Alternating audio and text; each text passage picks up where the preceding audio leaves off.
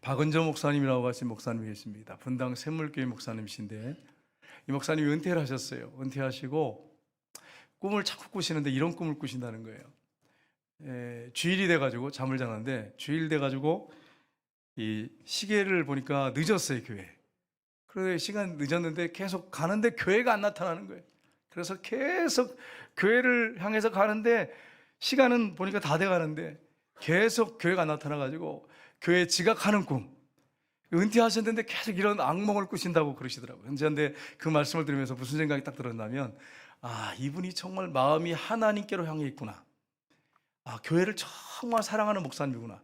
은퇴하신 다음에 그렇게 꿈꾼다는 게 쉽지 않잖아요. 근데 교회를 향해서 계속 가는, 교회를 사모하니까 그런 꿈이 끼워지는 거죠.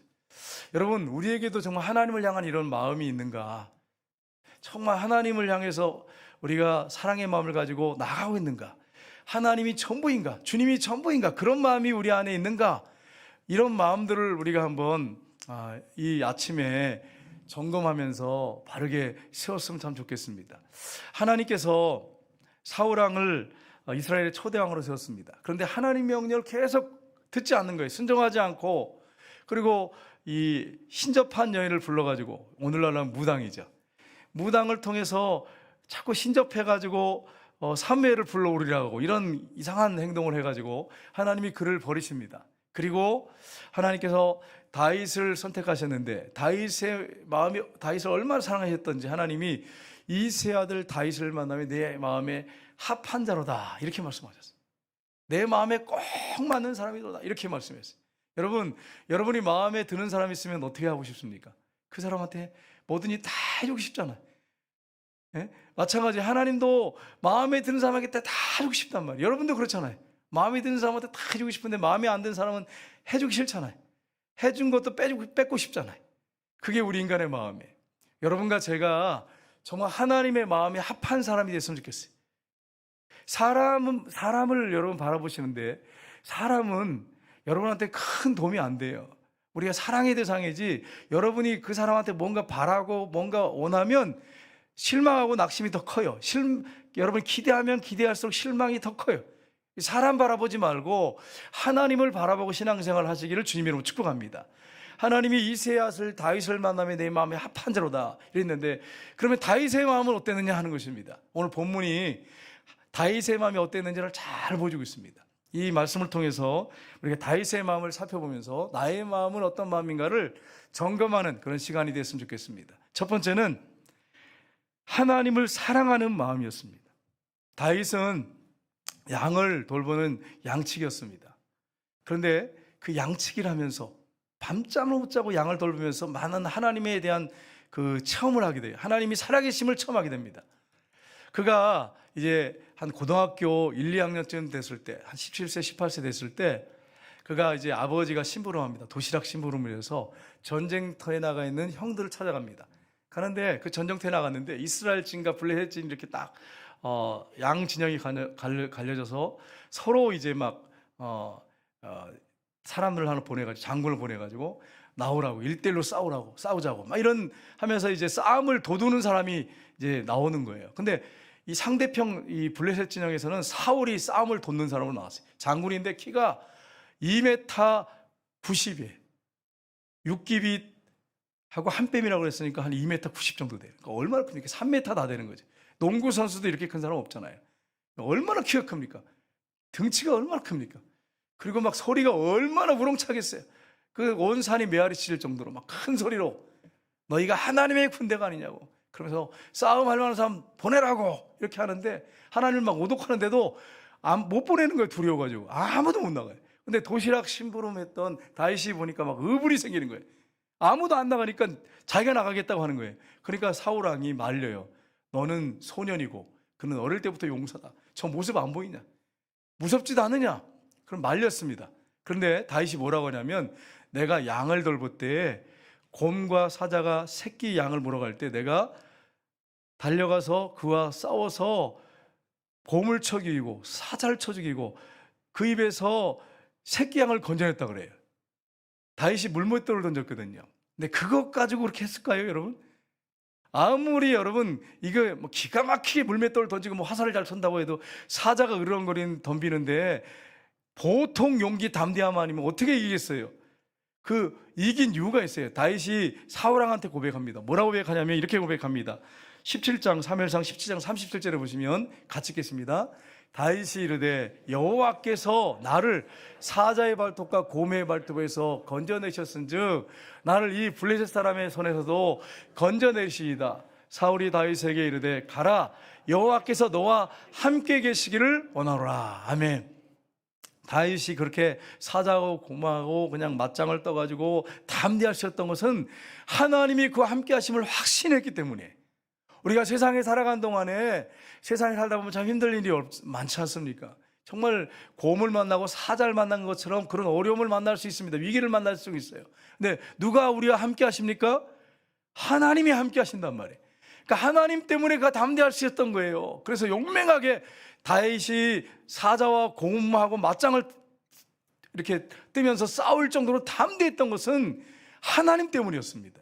그래서 그렇게 곰과 싸우고 사자와 싸우고 이기는 것들이 다윗이 하나님이 하셨다고 하는 것을 지금 사울왕 앞에서 고백하는 거예요. 하나님이 함께 하셨기 때문이라는 거예요.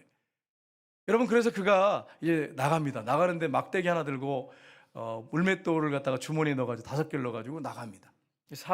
여러분, 골리앗이 볼 때 얼마나 우습겠어요.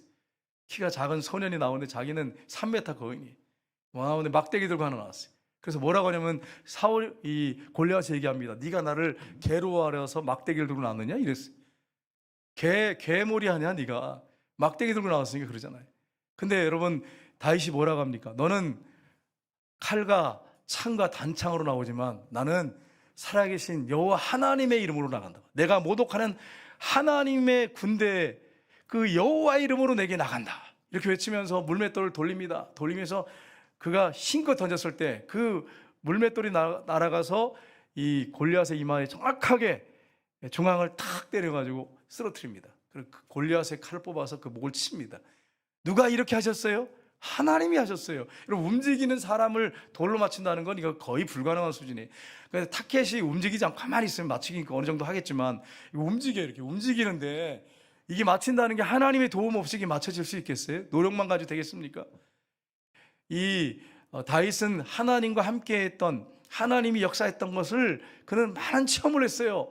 이 청소년 시기에 하나님만 사모하고 하나님 의지하고 절박하게 하나님 앞에 기도했을 때 하나님이 도우시고 역사하신 것을 처음 했어요. 그러니까 당당하게 그 골리앗 앞에서 나갈 수 있었던 것입니다.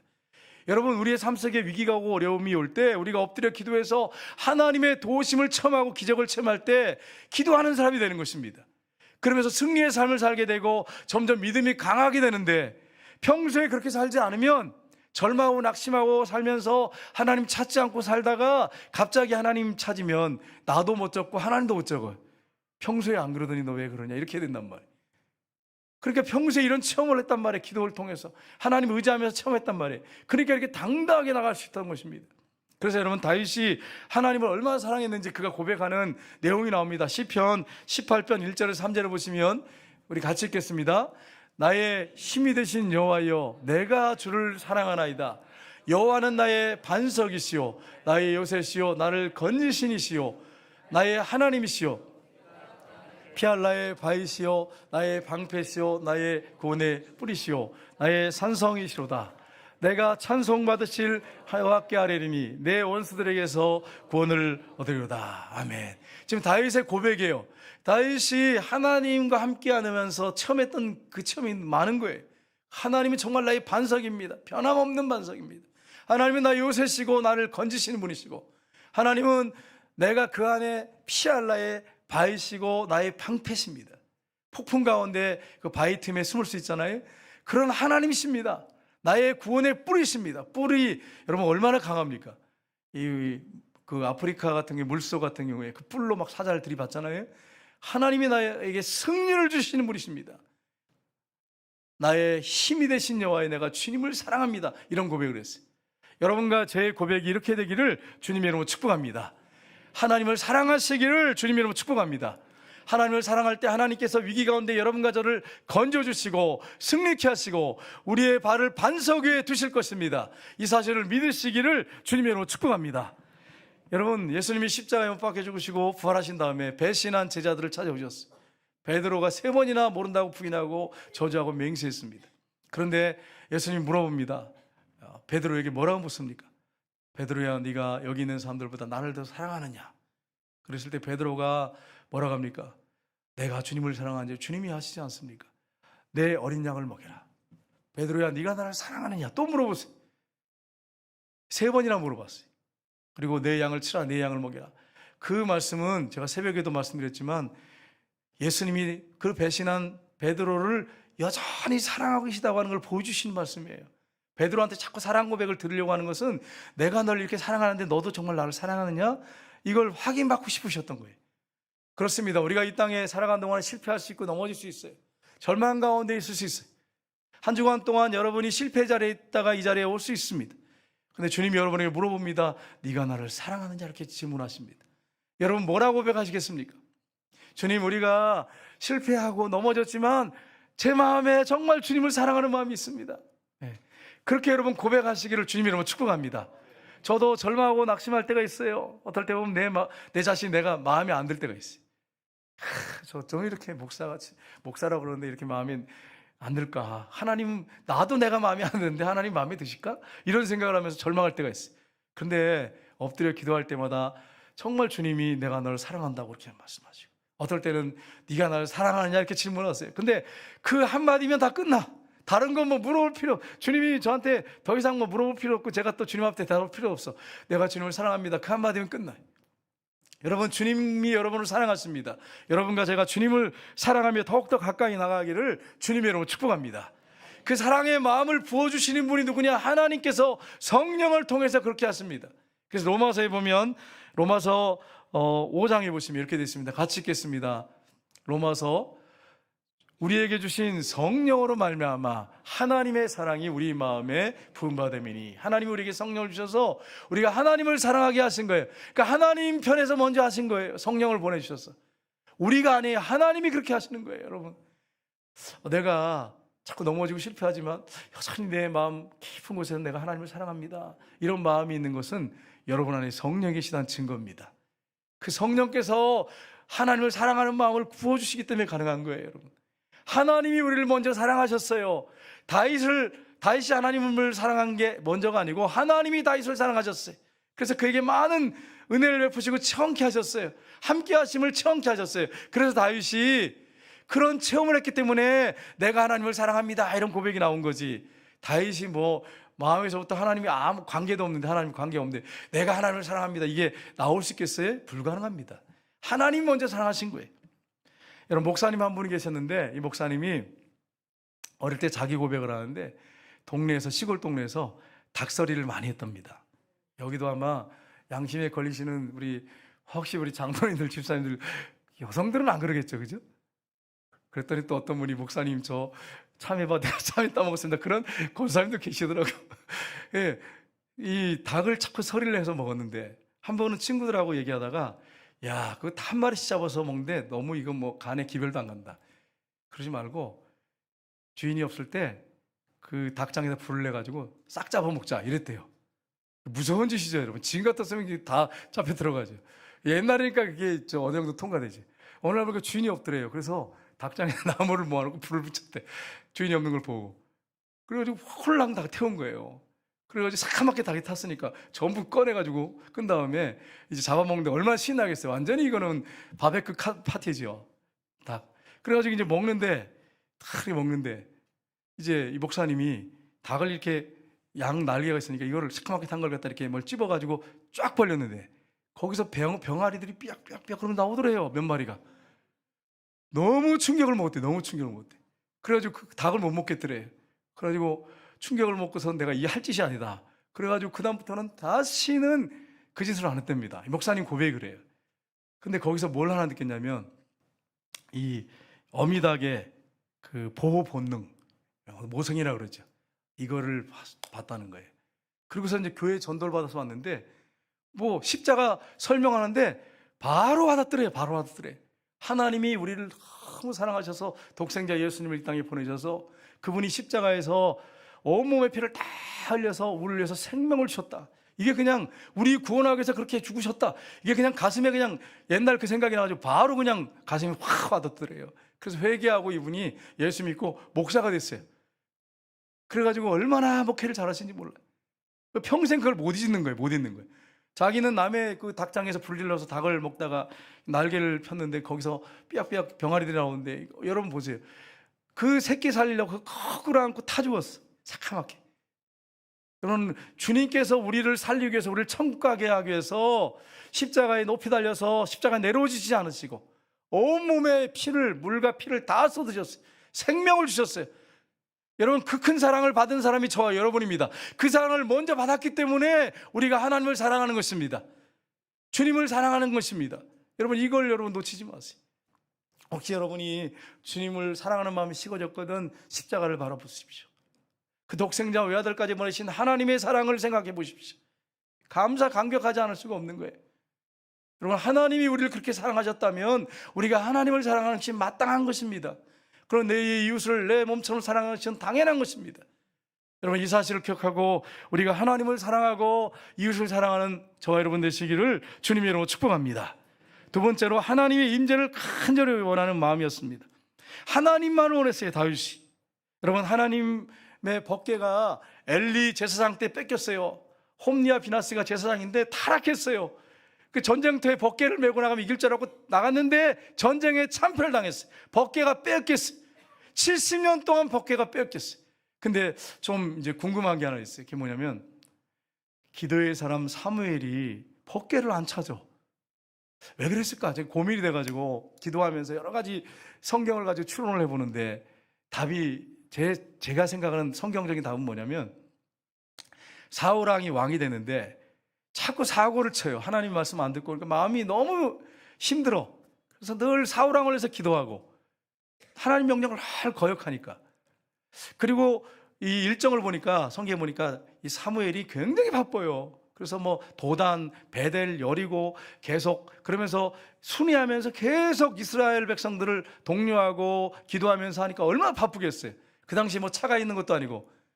그리고 걸어 다녀야 되는데 얼마나 힘들겠어요. 그러니까 바빠서 못 찾았구나 이런 생각이 딱 답이 나오더라고요. 그런데 여러분, 다윗은 왕이 됐어요. 왕이 된 다음에 오늘 본문의 내용에 보시면 그가 아마 청소년기 때 그 생각한 것 같아요. 하나님이 임재하신 곳이 어딜까? 하나님이 역사하시는 곳이 어딜까? 법궤 가운데 임재한다고 이야기를 하는데 제사장들이 그렇구나, 법궤 가운데 임재하시구나. 그 법궤가 그럼 어디 있나? 이게 늘 관심사였어요.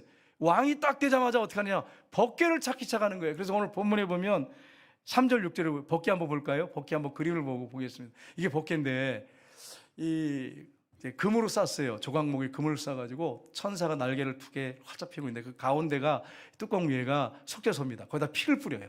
하나님이 임재의 상징이, 하나님께서 내 발등상을 삼겠다. 하나님 임재하고 계시겠다고 하는 게 바로 이 법궤입니다. 그 뚜껑을 열고 안으로 들여다보면 십계명이 있고 만나의 항아리가 있고 아론의 쌍난지팡이가 있어요. 하나님이 임재의 상징이에요. 하나님이 발등상을 삼고 임재하고 계시다고 성경이 약속하겠잖아요. 임재에 계신 상징이에요. 그러니까 이 법궤를 찾으려고 다윗이 오늘 본문에 보면 3절 6절에 보시면 이렇게 말하고 있습니다.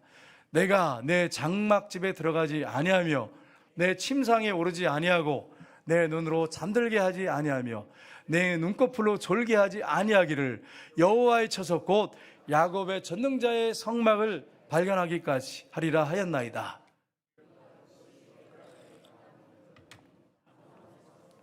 아멘. 다윗이 하나님의 임재의 상징인 이 법궤, 내가 이걸 반드시 찾겠습니다. 내가 이거 찾기 전에는 편안하게 잠들지 않겠습니다. 눈꺼풀로 졸게하지 않겠습니다. 이게 지켜졌을까? 여러분, 이게 지켜졌을까요? 군인들을 풀어가지고 전부 군인들 동원해가지고 사람들 동원해서 찾잖아요. 찾았다는 소식을 듣기 전까지는 내가 눈꺼풀을 잠들게 하지 않겠다는 거예요. 졸지 않겠다는 거예요.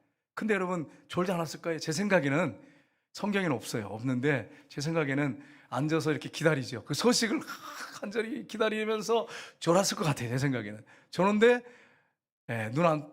이 눈꺼풀을 이걸 아마 이 감지 않겠다고 했으니까 어떻게 방법을 썼겠죠. 어떻게 뭐 이렇게 했든지 어떤 분이 했더라 성냥개비를 이렇게 했다 그러는 분이 계시는데 옛날에 교회에서 그냥 안 잘라고 이 소식이 들려질 때까지 하나님 이 법궤를 발견할 때까지 내가 졸지 않겠습니다. 침상에 들어가지 않겠습니다. 집에 들어가지 않겠습니다. 그리고 그냥 왕의 보좌에 앉아가지고 얼마나 기다렸겠어요. 마치 사슴이 시냇물을 찾아 갈급한 것처럼 하나님의 임재 상징인 법궤가 오도록 찾을 때까지 내가 들어가지 않겠다고 집에. 그리고서는 버티고 있었어요. 그런데 찾았다는 소식을 이제 듣게 됩니다. 그래가지고 말하는데 에브라다 이렇게. 에브라다 여러분 성경에 보시면 그 밑에 이렇게 체크가 되어 있고 맨 밑에 보시면 에브라임 이렇게 됐어요. 여러분 성경에 보시면. 그러니까 에브라임인데 에브라다가 베들레헴의 이름이에요, 사실은. 근데 또 여러분 아시지만 송정동이 송정동만 있습니까? 대구에도 송정동이 있더라고요.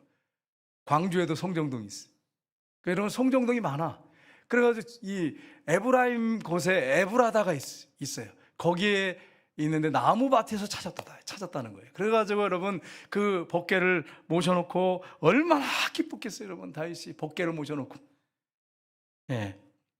정말 기뻐했겠죠. 그리고 하나님 앞에 거기서 큰 예배드리고 찬양하고 감사하면서 있었지 않겠습니까? 여러분 하나님을 그렇게 사랑했기 때문에 다윗이 이걸 이렇게 하나님의 임재의 상징인 법궤를 찾으려고 한 것입니다. 여러분 성경에 보면 아모스 3장 3절에 이렇게 말씀하고 있습니다. 아모스 3장 3절 같이 읽겠습니다. 사람이 뜻이 같지 않는데 어찌 동행하겠으며. 다윗의 마음이 하나님 마음과 하나가 돼 있어요. 하나님만을 원하는 거예요. 하나님 마음. 하나님과 마음이 하나 될 사람은 하나님만 원하는 사람이 돼야 됩니다. 그래야 하나 될 수 있어요. 세상에다가 한 발 걸쳐놓고 하나님께 한 발 걸쳐놓고 그리고 이렇게 저울질하고 있는 사람들 계속 저울질만 하고 있어요. 그러면 여러분 하나님과 어떻게 마음이 하나가 돼가지고 계속 걸어갈 수 있겠어요? 한번 생각해 보세요. 얼마나 본인이 힘들겠어요. 교회 가도 힘들고 직장에 가도 힘들고 집에 가도 힘들고 마음이. 여러분 마음과 제 마음이 하나님께로 향하고 하나님과 마음이 하나 되는, 뜻이 하나 되는 그런 역사가 있기를 주님의 이름으로 축복합니다. 정말 주님만을 원하는 다윗처럼. 그래서 성경에 보면 다윗이 하나님이 얼마나 사랑했던지 다윗이 전쟁터 나가면 전쟁할 때마다 이기게 하셨어요. 그리고 사울 집안에 그 아들이 물려받았는데 사울의 집은 점점 쇠하여 가고 다윗의 집은 점점 왕성하여 가더라 이렇게 됐어요. 하나님 복을 주시니까. 여러분의 가정이 이렇게 하나님만 원해서 하나님이 여러분의 가정을 이렇게 복을 주시는 그런 축복의 역사가 여러분과 저의 가정에 있기를 주님의 이름으로 축복합니다. 하나님만을 원해야 돼. 근데 여러분 자꾸 상황이나 사건 바라보고 사람 바라보고 외적인 거 자꾸 바라보면서 원망불평하면 복이 없어요. 복이 없어. 상황과 환경 바라보지 말고 사람 바라보지 말고 주님께 여러분의 마음을 드리십시오. 정성을 드리십시오. 하나님께로 여러분의 영적 시각을 거기다 맞추고 하나님만 바라보십시오. 주님만 기대하십시오. 그럴 때 여러분 진정한 만족을 얻게 될 것입니다. 그러한 역사들이 저 여러분에게 있기를 주님의 이름으로 축복합니다. 우리 전능하신 하나님, 거룩하신 하나님이 이 법궤에 임재해 계시겠다고 말씀하셨어요. 함께 하겠다고. 그리고 예수님이 이 땅에 오셨어요. 인간의 모습을 입고 오셨습니다. 우리와 함께 하기 위해서 이 땅에 오셨어요. 역사 속에 오셨어요. 2000년 전에 오셨어요. 이 땅을 우리가 똑같이 밟고 계셨어요. 그리고 살다가 죽으시고 부활하셔서 하나님 우편에 앉으셨어요. 지금은 여러분 성령님은 우리 안에 들어와 사세요. 성경의 고린도전서 3장 16절에 보시면 말씀하고 있습니다. 너희가 하나님의 성전인 것과 하나님의 성령이 너희 안에 계신 것을 알지 못하느냐. 아멘. 이젠 성령께서 우리 안에 들어와 사십니다. 이런 축복을 받은 사람이 저와 여러분이에요. 여러분 그러니까 성령께서 여러분을 인도하실 때 순종하시고 따라가시기를 주님으로 축복합니다. 세 번째는 하나님께 예배드리고자 하는 겸손한 마음이었습니다. 오늘 7절 말씀해 보시면 이렇게 되어 있습니다. 같이 읽겠습니다. 우리가 그의 계신 곳으로 들어가서 그의 발등상 앞에서 엎드려 예배하리로다. 아멘. 다윗은 법궤를 모셔놓고 얼마나 감격했겠어요. 그래서 그 앞에서 찬송을 막 드리고 감사를 드리고 표현을 하고 그리고 하나님 곁에 있는 게 너무 좋은 거예요. 머물러 있는 걸 너무 좋아하는 거예요. 왕인데 내가 이스라엘의 왕이지만 우리 이스라엘 전체의 왕은 하나님이십니다. 하나님이 우리의 진정한 왕이십니다. 그런 고백을 하면서 하나님 곁에 늘 머물러 있는 거예요. 법궤 앞에 머물러 있는 거예요. 그러니까 하나님이 얼마나 기뻐하셨는지, 다윗을 얼마나 사랑하시는지 몰라요, 여러분. 여러분, 우리가 하나님을 사랑하면 하나님의 전에 와서 예배드리기를 기뻐합니다. 다윗이 오늘 본문에 보면 엎드려서 그 발등상 앞에 엎드려서 경배하며 예배하겠다고 그렇게 고백했잖아요. 그렇습니다. 우리가 하나님 앞에 그렇게 해야 돼. 그래서 하나님께서 나중에 솔로몬 성전이 아니고 다윗의 장막, 이 장막은 정말 보잘것없는 어떤 수카라는 단어인데 임시 어떤 처소, 텐트, 이겁니다. 근데 하나님이 이걸 더 사랑하셨어요. 화려한 솔로몬의 성전보다. 그래서 여러분, 아모스서에 보면 9장 11절에 이렇게 되어 있습니다. 같이 읽겠습니다. 그날에 내가 다윗의 무너진 장막을 일으키고 그들의 틈을 막으며 그 허물어진 것을 일으켜서 옛적과 같게 세우고. 아멘. 다윗의 장막을 하나님 너무 그리워하신 거예요. 다윗의 장막을 다시 세우겠다는 거예요. 솔로몬의 화려한 성전이 아니에요. 여러분, 솔로몬 성전은 어떻게 됐냐면, 우리 한번 사진을 한번 볼까요? 뉴욕에 가면 이 황금으로 돼가지고 성경에 그렇게 되어 있어요. 솔로몬의 성전은 황금으로, 내면은 다 황금으로 만들었어요. 황금으로, 진짜로. 외면은 모르겠어요. 근데 뉴욕에 가면 이렇게 솔로몬 성전을 복원해 놨어요. 근데 이렇게 됐는지는 잘 모르겠는데 성경에 보면 금으로 그냥 완전히 도배했다고 돼 있어요, 실제로. 그 다음 한번 볼까요? 그 다음 보겠습니다. 내면을 완전히 금으로 다, 성경에 그렇게 돼 있어요. 제 말이 아니고 성경이 있어요. 성경에 보면 열왕기상 6장 21절 23절 한번 보겠습니다. 같이 읽겠습니다. 솔로몬이 정금으로 외소 안에 입히고 내소 앞에 금사슬로 건너르고 내소를 금으로 입히고 온 성전을 금으로 입히를 마치고 내소에 속한 제단에 전부를 금으로 입혔더라. 아멘. 솔로몬 성전은 거의 금으로 쌌어요. 다윗이 임종하기 전에, 하나님, 내가 하나님을 위해 성전을 짓겠습니다. 너는 피를 많이 흘렸으니까 너는 안 되고 내 아들 때 될 것이다. 그래가지고 솔로몬한테 많은 금을 남겼어요, 성전 지으라고. 근데 보세요, 성전 완전 금으로 쌌어. 화려한 금성전. 여러분, 제가 질문할게요. 화려한 금으로 만든 솔로몬 성전에 들어가길 원하십니까? 성전교회 오길 원하십니까? 이런 건 좀 질문이 좀 유치하지만, 제가 왜 얘기하냐면, 다윗의 장막은 우리 성전교회, 이 성전교회보다 훨씬 못해. 텐트잖아요, 텐트에다가 법궤를 들어놓고 거기서 춤을 추면서 하나님을 찬양하고. 여러분 아시잖아요, 법궤가 들어올 때 막 다윗이 춤을 췄다고 그랬잖아요. 막 춤을 추고 그냥 속옷이 보일 정도로 너무 기뻐가지고, 물론 중간에 문제가 생겨가지고 회개하고 이제 다시 모셔드렸지만 모셔다 탁 드렸단 말이에요. 얼마나 기뻤겠어, 생각해 보세요. 들어올 때 그렇게 춤을 췄던 다윗이 얼마나 기뻤겠어. 그래서 이 법궤 앞에서 이 텐트를 쳐놓고서는, 그래서 막 춤을 추고 막 감사하고 찬양하고 늘 거기에 머물러 있기를 원했어요. 그러니까 하나님이 솔로몬 성전을 내가 다시 복원시키기로 한다, 다시 세우기로 한다, 이렇게 말씀하셔야 되는데 그렇게 말씀 안 하시고 다윗의 장막을 이렇게 세우기로 한다, 이렇게 말하고 있어요. 여러분, 다윗이 그렇게 찬양했던 걸 하나님이 너무 그리워하시는 거예요. 너무 좋아하시는 거예요. 하나님은 우리의 예배를 받기를 기뻐하십니다. 여러분, 가정에서 하나님 앞에 가족들과 함께 시간이 되시는 분들은 계속 예배 드리시기를 주님 여러분 축복합니다. 예배 드리셔야 돼요. 가정 예배 드리셔야 돼요. 혼자라도 여러분 예배 드리셔야 돼요. 제가 말씀드렸잖아요. 임동준 목사님이 개척교회인데 아내가 장례식이 나서 갔는데 혼자 예배를 막 간절하게 이 주보 놓고 순서를 개척교회 하면서 드리는데 예수님이 나타나셨다고 제가 지난주에 말씀드렸잖아요. 그래서 얼마나 감격했는지 막 울면서 예배 드렸다고. 내가 기쁘다, 내가 이런 예배를 원한다고 그렇게 말씀하셨다고 했잖아요.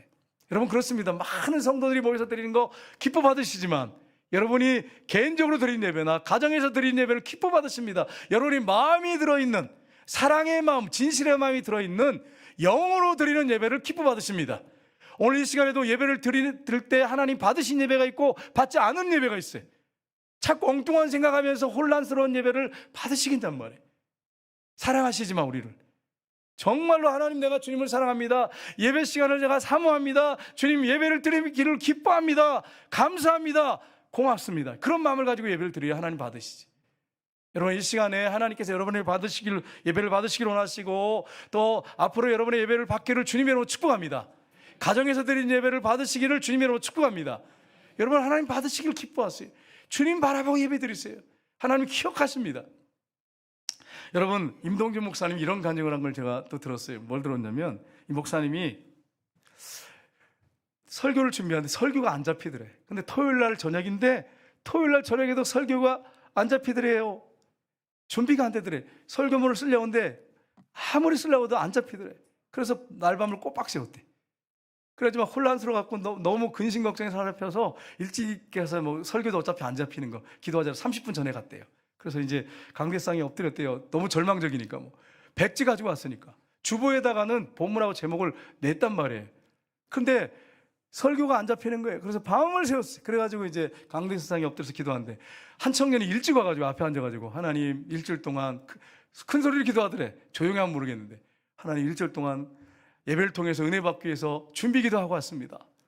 목사님 설교를 통해서 오늘 은혜 받도록 준비하고 기도하면서 왔습니다. 막 이러더래. 큰 소리로 대놓고. 그래가지고 얼마나 눈물이 나는지 회개하면서 하나님 어쩌면 좋습니까? 그러면서 이런 기도가 나오더래. 나중에는 계속 그런 기도하네. 목사님을 통해서 오늘 말씀을 통해서 큰 은혜를 받게 하시옵소서. 막 이런 기도를 하니까 얼마나 절망적이겠어요. 그래서 목사님이 기도를 했대요. 엎드려가지고 하나님 제가 무슨 죄가 많아서 목사가 됐습니까? 무슨 죄가 많아가지고 목사가 돼가지고 저 청년 와가지고 하나님 오늘 은혜 받게 해달라고 그렇게 큰 소리 기도하고 한 주 동안 기도하고 준비하고 왔다는데 나는 설교 준비도 하나도 안 해도 백지 가지고 앉아있고 목사님도 울고 그 청년도 은혜 받게 해달라고 울고 있고 정말 한심하더래요. 자기가 생각하기에. 그래서 막 엎드려서 막 주여 눈물 흘리면서 하나님 백지 가지고 왔습니다. 어쩌면 좋겠어요. 저 청년 기도를 보십시오. 그래서 막 기도를 하는데 갑자기 막 하나님이 위에서부터 막 은혜를 보여주기 시작한대. 막 정리가 되더래. 그냥 서론벌로 정리가 쫙 되더래. 그냥 그래가지고 이제 예배를 인도하는데 설교를 하기 시작했는데 얼마나 성령이 강력하게 임하시든지 막 강력하게 말씀을 증거했대. 나중에 그 청년이 오더니 예배 마치고 눈물을 글썽글썽하면서 목사님 오늘 큰 은혜 받고 갑니다. 막 그러면서 막 고맙습니다 목사님 막 그러더래요. 손을 잡고서. 여러분 예배의 주체가 누구십니까? 목사입니까? 하나님이십니까? 하나님이세요. 하나님이세요. 가정에서 드리는 예배가 여러분 남편이요 아내가 아니고 주님이 주체세요. 하나님이 주체십니다. 하나님이 돌아가셨습니까? 하나님이 출장하셨습니까? 여러분의 가정에서 드리는 예배를 하나님 안 받으십니까? 교회에서 드리는 예배 하나님 안 받으십니까? 하나님 말이 받으신단 말이에요. 살아계신 하나님 받으신단 말이에요. 우리가 정신을 차리고 하나님 앞에 예배드릴 때마다 하나님을 바라보고 주님 바라보고 정성을 다해 예배드릴 때 하나님이 예배를 받으시고 영광 받으시고 여러분에게 은혜와 복을 주신다고 하는 사실을 여러분 기억하시고 하나님 앞에 예배드리시는 저 여러분 되시기를 주님으로 축복합니다. 주일 성소가 성도들의 기본적인 거예요. 예, 주일 성소가 기본적인 거예요. 주일 성소 여러분 하시면서 예배드려야 됩니다. 함께 모여 드리는 거. 두 번째 전도하는 거, 이게 성도의 의무예요. 의무, 당연한 의무예요. 세 번째 11조입니다. 성도의 당연한 의무입니다. 여러분 세례분 문답할 때 보세요. 거기서 성도의 당연한 의무가 11조라고 그러잖아요. 주일 성수, 전도하는 거 11조 당연한 성도의 의무라고 돼 있어요. 세례 문답할 때. 근데 여러분 이거 우리가 지키고 있느냔 말이에요. 혹시라도 내가 이걸 지키지 못한다면 성도의 의무를 다하고 있지 않다는 얘기잖아요. 하나님 앞에 내가 부끄러운 줄 알아야 돼. 하나님이 우리의 마음을 아십니다. 우리 형편과 상황을 다 아십니다. 그 하나님 앞에 정말 우리가 맡기고 믿음으로 나갈 때, 하나님 앞에 믿음을 보여드릴 때 하나님이 역사하신다고 하는 것입니다. 우리가 물론 우리의 믿음이 개미같이 연약한 믿음일지라도 그 믿음으로 하나님께 나아갈 때 하나님 받으시고 역사하시는 것입니다. 저 여러분이 정말 하나님 앞에 온 마음을 다해서 나갈 때 하나님이 예배를 받으시고 여러분의 삶을 받으시고 축복하시는 놀라운 역사가 저 여러분에게 있기를 주님의 이름으로 축복합니다. 우리 찬양하겠습니다.